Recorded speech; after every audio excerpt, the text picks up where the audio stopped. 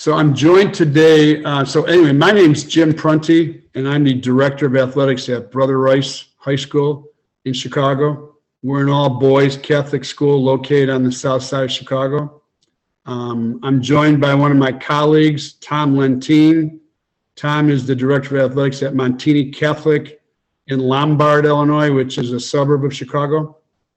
Tom and I are members of the Chicago Catholic League Racial Justice and Equity Committee. And we formed this committee back in June, right as school was breaking. So just a little bit about our league and ourselves. So this is my third time back working after having been retired twice. This is my 45th year in education. 36 have been spent in Catholic schools. I've been a director of athletics. I've been a counselor, an English teacher. I currently coach basketball. I've been a head baseball and basketball coach as well. Tom, you want to maybe share yourself with them a little bit, with your colleagues? My 25th year in athletics. I worked at Quigley High School, which is a boys seminary high school for the Archdiocese of Chicago, for 16 years. I spent 1 year in the inner city directing athletics at a small school. And then I've been out at Montini for the last 13 years as a dean and as an athletics director. So thanks, Tom. So our league is comprised of 16 schools. We have a few other all parochial school athletic conferences in the Chicago area. There's the Chicago Catholic League, ours. Then there's the East Suburban Catholic League, which is comprised of schools. A couple are actually in Chicago, and the rest are in the surrounding suburbs. Then there's a couple of other smaller Catholic school conferences. So all total, there's probably, I would guess, about 50 to 60 Catholic schools that are in 4 to 5 different conferences. Our conference, the Chicago Catholic League, it was established in 1912. So I believe we're the longest continuously existing high school athletic league in the country. Our league is quite diverse. We have the largest school in our league is a co-ed school, Loyola Academy in Wilmette. They have 2,000 students in their school, and it's their student population comes from a more affluent background than most. And then we have a couple of very small schools. Leo Catholic is an all-boys school of about 150. It's mainly African-American students. It's located just south of the Englewood. In fact, it's located in the Englewood neighborhood, just north of there, which unfortunately it's mentioned in the news quite often. And then St. Francis de Sales is a co-ed school located on the east side of Chicago, and it's a school of about 115. So you can see we range from very large to very small, and we've really made it work for a very long time through compromise and discussion. So how we got to where we are today, back in June, right before school ended at our last athletic directors meeting, I approached our colleagues and said, as a league, especially one as large as we are, we really need to do something as a league to address the social unrest and what's been going on around the country. And everybody was for it. And then, of course, they said, okay, well, since you brought it up, why don't you get it going? So a few of my colleagues joined me. So right now, our committee is comprised of Tom, myself, and 2 other of our colleagues who are athletics directors. We have a contingent of student athletes from our league that are on the committee. And then we also have a couple of parish priests who are very active in youth ministry on the south and west sides in Chicago. So it's a really good contingent. I can't say I'm totally happy with where we're at because we've had our bumps in the road for a lot of different reasons. COVID's been a challenge. We've been doing a lot of Zooming.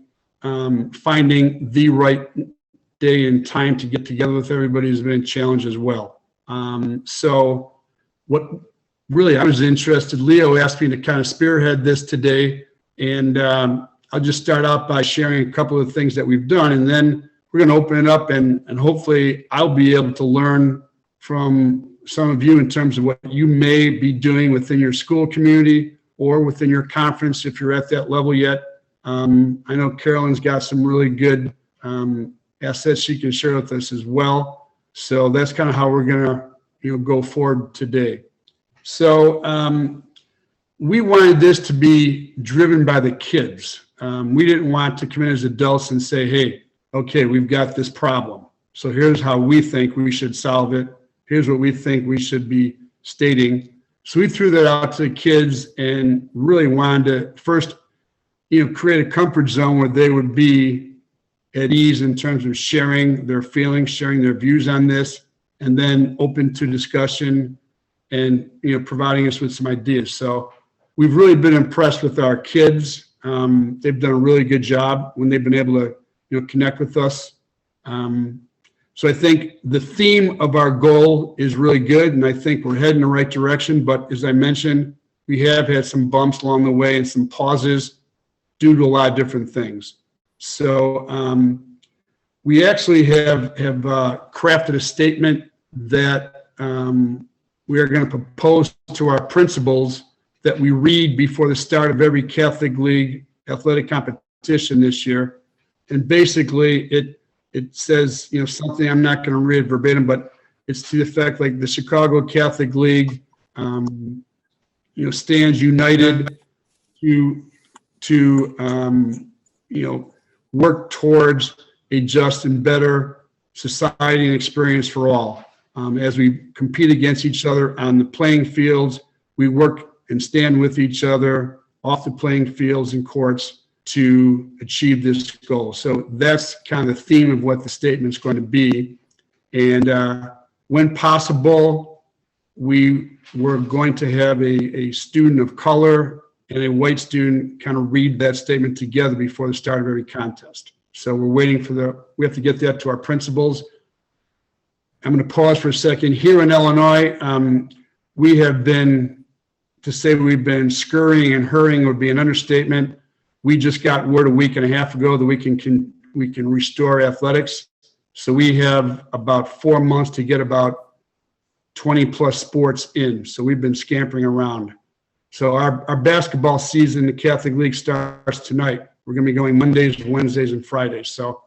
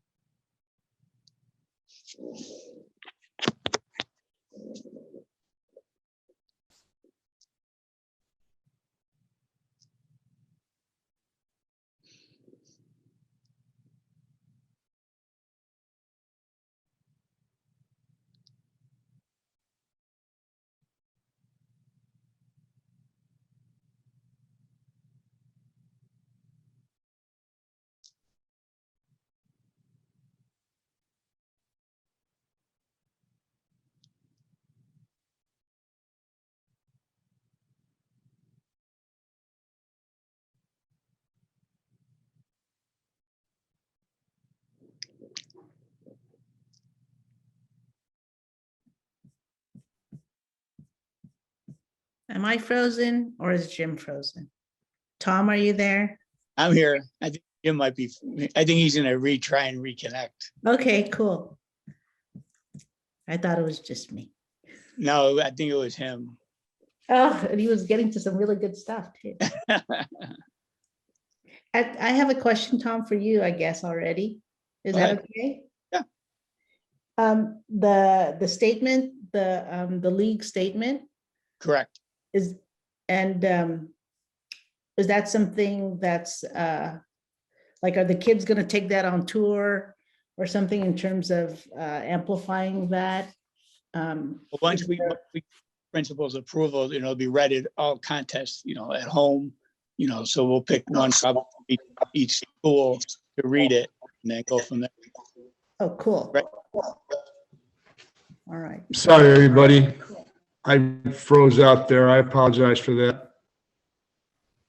So, is anybody else, as a conference, I guess, doing anything like this? Or within, how about within your school community, through DEI work?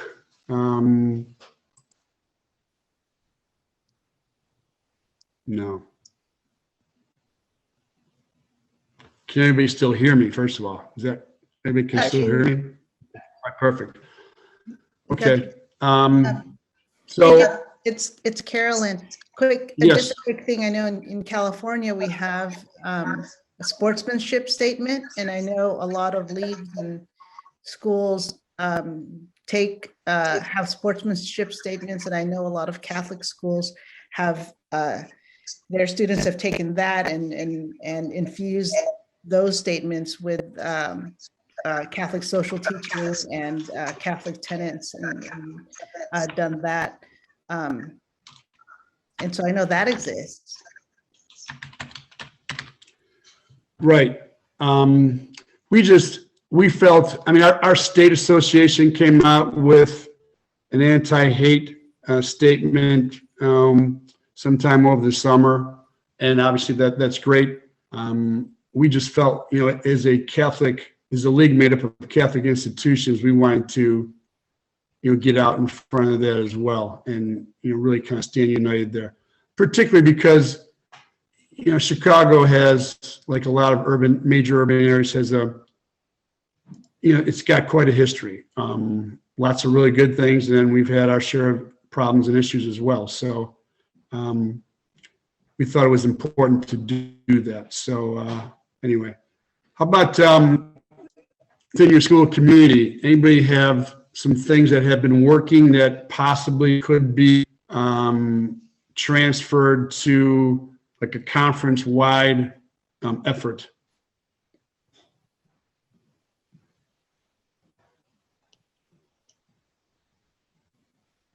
I can't say I'm over in the middle of California, and I can't say we're at a conference-wide position, but myself and a couple of our other teachers kind of started a diversity, I don't want to say training, but there's a lot of words that the kids know and acronyms, and I'm on the younger side of our staff, and I still found myself not in a place where I knew what everything meant that was being talked about. So myself and our language chair, we started with just an education for the staff. And it's going to be more difficult for me to get my conference on board. We have 2 private schools out of 13 schools there. But I do think that was a pivotal piece for us to then move in the next step. And the next step, we're a little bit behind you guys with the student group, but I'm going to be doing it some through my athletic council that basically has a senior and a junior leader from each team. And I was going to use, when we have our home games, we have a prayer before the game. And I was going to make sure that similar to the content that you talked about that your message has, that's in our prayer. But I think what you guys are doing is fantastic. I think, why not have that? That's great.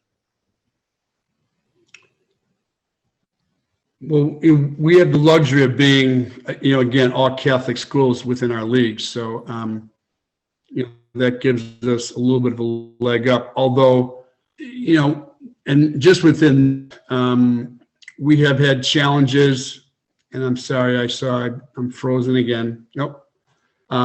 We have had challenges with,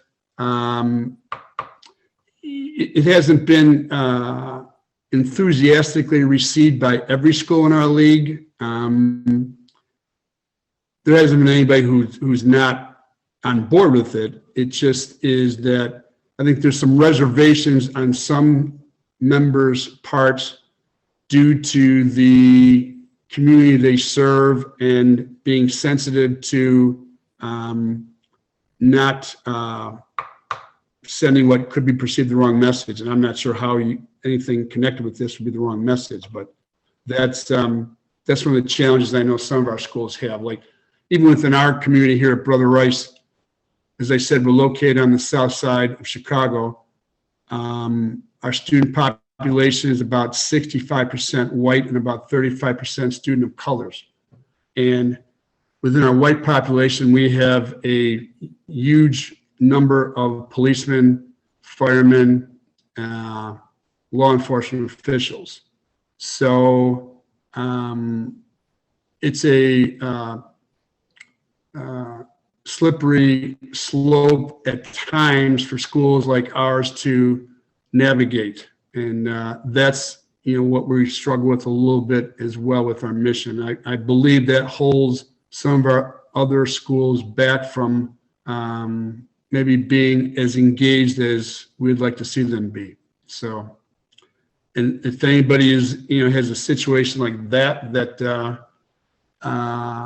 as they are doing their work within their own school community, perhaps someone has a community similar to ours where there's that sensitivity issue as well as we continue to discuss this.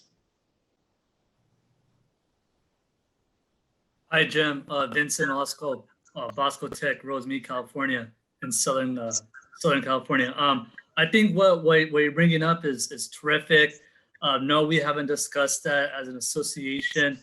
Our association is comprised of 3 Catholic school leagues into one association. It's about 22 members as of right now for this school year, and possibly is going to be growing a few more next year. But I think what you're bringing up is terrific, and I'm definitely going to relay this message to our coordinators in charge of our CDR association.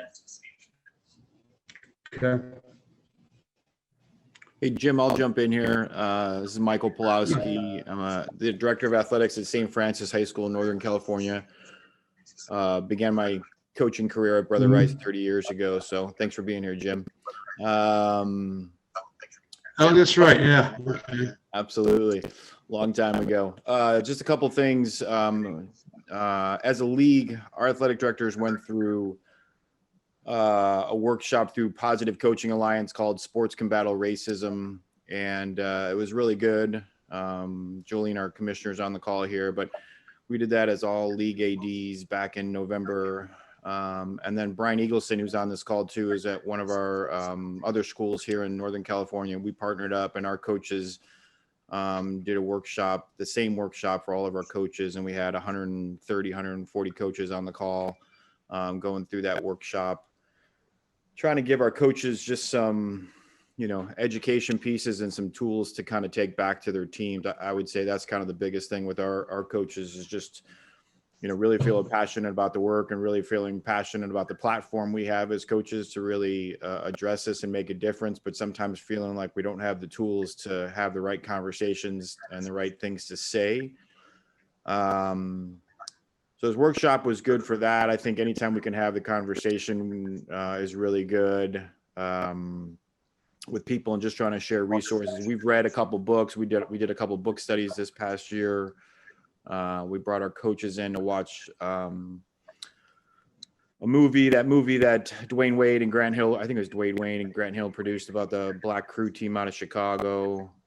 We did that just as a talking point and did a movie night in the quad outside and had our coaches and their wives, and husbands come in and stuff like that. So I think the big thing for us that we're trying to do is just try to give our coaches some tools to just be educated on it and being able to use the platform to talk.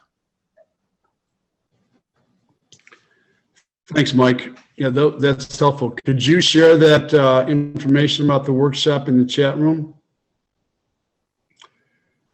So I'm going to kind of double back to the student element of it. Does anybody come up with some good ideas with empowering the students? Because, I mentioned earlier that we really wanted this to be, driven by the kids.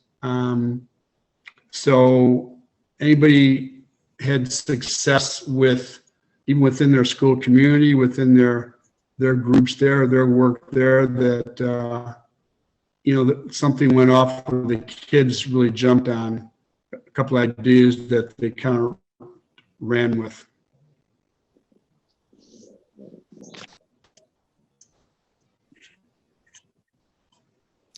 Jim, I know I've had some success actually with students, with athletes who know of their friends that are already involved in groups, social justice groups or social justice clubs on campus.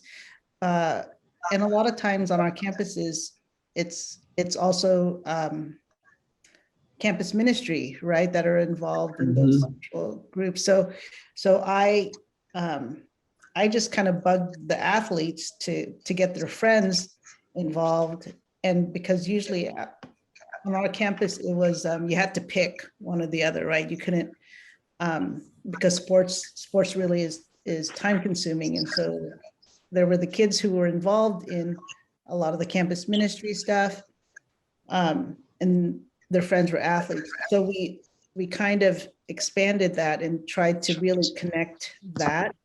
And like having students in campus ministry or social justice clubs just speak briefly at team meetings before a team event, and tell the athletes what they're up to, like what initiatives do they support and why. And so it was more providing a space, and a number of coaches were glad for that.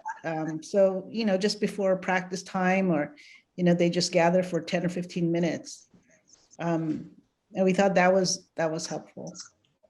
And then of course the kids on like campus ministries always wanted PE credits for that. But anyway, that's another story. Yeah. We'd have to make them like chaplains, like team chaplains, which we kind of carved out also. But in that sense, for us, that was an easy way to connect like their social justice with Catholic social justice teaching and in campus ministry with athletics. So. Let me just throw this out there. Thank you very much for that, Carolyn. And thank you for the information in the chat room, Kristen and Michael. Appreciate that. How do you have a difficult conversation within a group of students or adults when you have students and adults of color and you're discussing these very difficult topics with white students who come from homes where their father, their mother, grandfathers are police officers, and no one's disagreeing that there's injustices being done, but there's that heaviness of, well, but my dad's a cop. I mean, I know what he goes through all day long. I know what he's been through. I know his side of this, and he's a good cop and he does his job. So has anybody had any, difficult conversations and any insight in terms of how do you navigate that with kids or adults, really? Because those are real and those are challenging conversations, and to keep the goal moving forward, I think that's something that has to be addressed.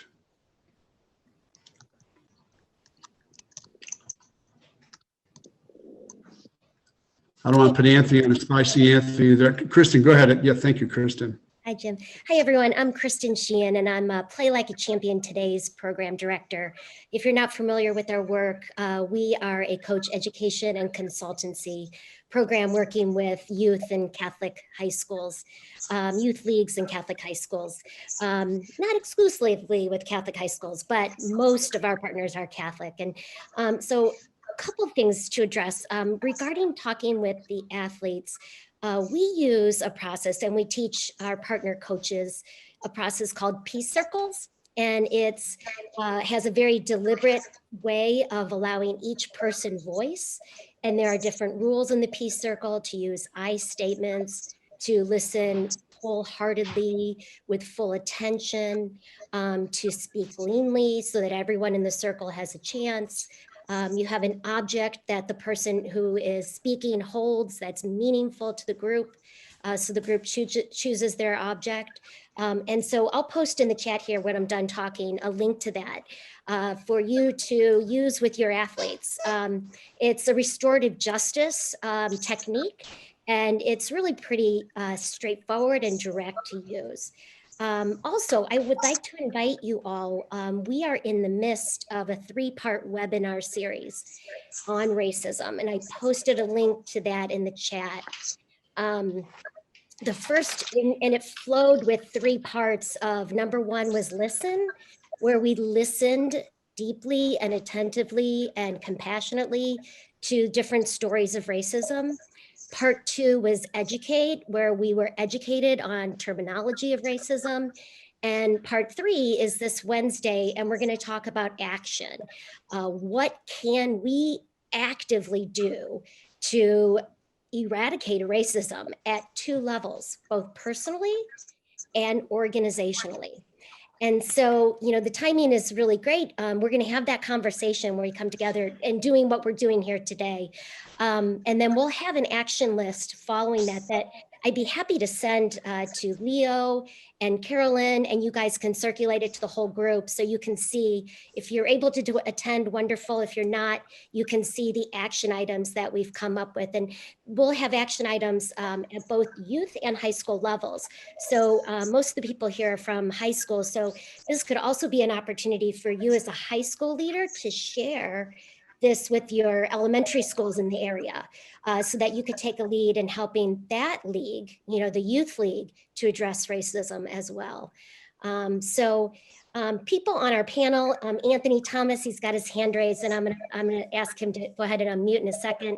But Anthony is one of our panelists. My colleague Pete Pisticello is on the phone here, on the call here as well.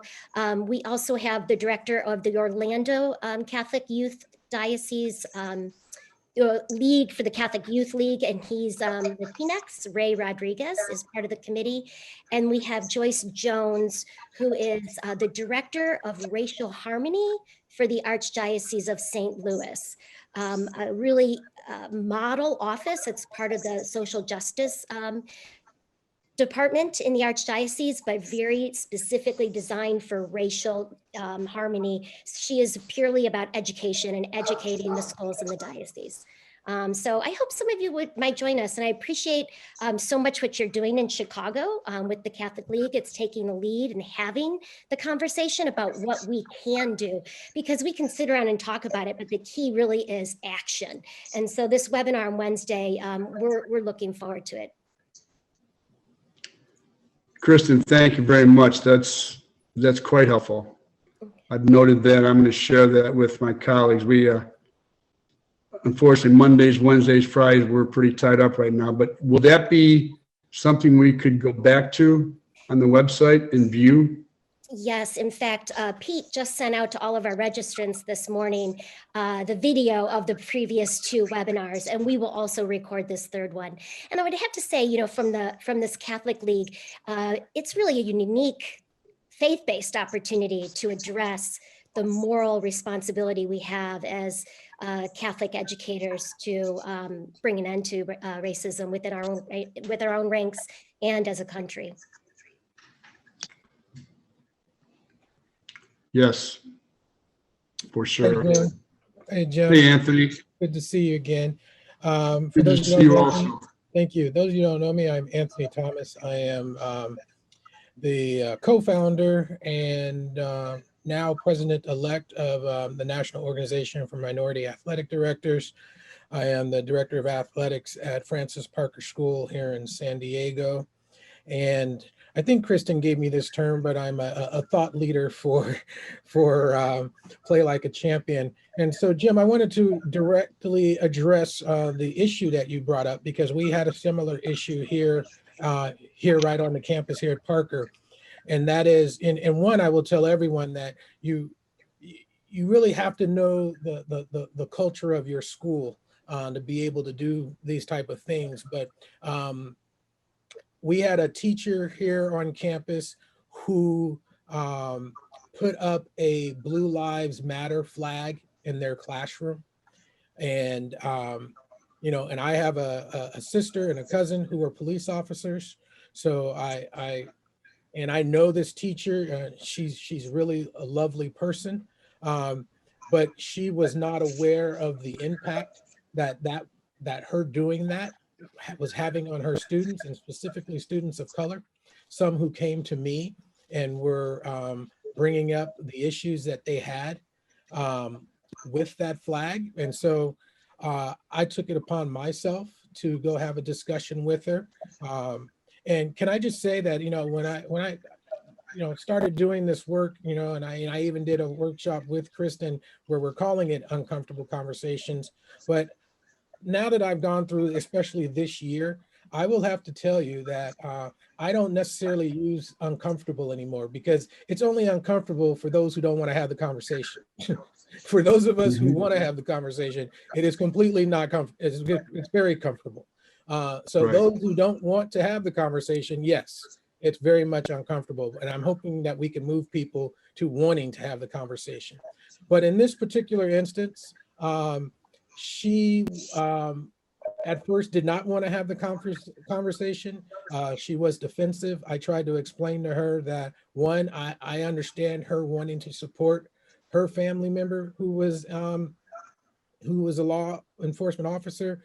I shared with her that I have family that are law enforcement officers, and not into getting into a debate on whether or not they were doing their job or not. I wanted her to understand the impact it had on her students of color, and whether or not she was noticing their lack of participation in her class, and whether or not she felt that flag that they were walking into every day had a role in that. And what I think touched her the most in this conversation is that I told her, and I shared with her that, from where my standpoint is and from where the students are coming from that I talked to, they see that flag very differently now. And that flag in some ways has been usurped. Its message has been usurped. And it's a very sensitive subject when we talk about Black Lives Matter and we get back All Lives Matter, because that is a conversation that we should also have, because you are assuming that Black lives have always mattered in this country. And if you know your history, you would know that that's not the case. So having to state that, no one wants to have to state that, but we feel like we have to state that. Where we do know for a fact that, most of the police lives have always mattered, and certainly other lives have always mattered. But being the case, I showed her a picture of someone, and this was just one individual. It's not what all people are doing who fly this flag. I recognize that, and I was very clear with her on that. But the perception was this. The picture that I showed her was of someone flying not only the Blue Lives Matter flag, but also the Confederate flag and a SWAT